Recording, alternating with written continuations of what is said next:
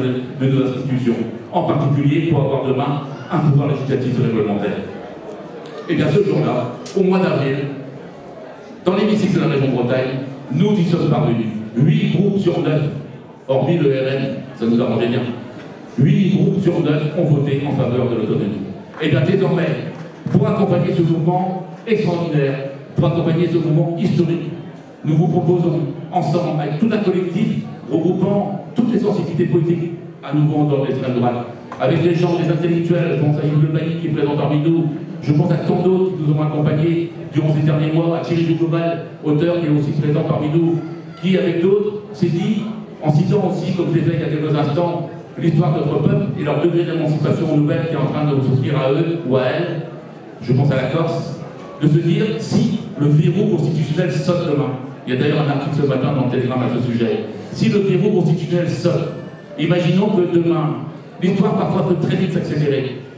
Imaginons que la Corse obtienne ce dont elle réclame depuis très longtemps. Aujourd'hui, ils ont l'ensemble des pouvoirs encore. Et pourtant, l'État français fait la sourde oreille à toutes leurs revendications, comme si il faisait aussi, il foulait au pied ce droit démocratique qui est celui du scrutin qui a permis des femmes et des hommes de représenter leur peuple sur des idées d'autonomie, voire d'indépendance pour certains d'entre eux.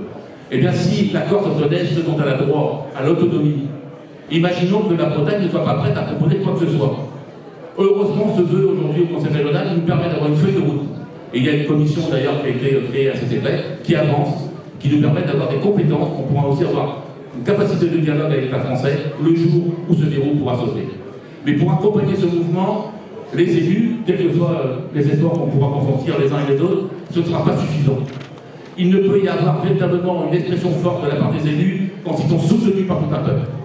Et c'est dans la diversité de ce collectif qu'on a su créer il y a quelques temps, grâce à l'initiative de Thierry Duglobal et de quelques autres, et bien que nous proposons désormais que dans quelques jours, ici, à nouveau à Carhaix, Carmen Festivalou, nous soyons en mesure, le samedi 19 novembre, de rassembler toutes les Bretonnes, tous les Bretons. C'est pour ça que j'ai sorti ici et une quelques affiches qui vont être, à partir d'aujourd'hui, on va vous demander d'ailleurs, avec des flyers, de pouvoir en mettre partout, partout en Bretagne, dans chaque commerce, dans chaque maison, dans chaque boîte aux lettres. Il nous appartient désormais, on ne va pas prendre les deux en même temps, il nous appartient désormais d'être ensemble pour une Bretagne autonome. Parce qu'avec les élus bretons, avec toutes celles et ceux, pour toute l'histoire, pour ceux qui ont combattu pour la Bretagne depuis des dizaines d'années, ce sera le jour nécessaire, du samedi 19 novembre, où nous ouvrirons désormais tous ensemble la marche pour l'autonomie en Bretagne. Bébé Trail, Bébé Carolia.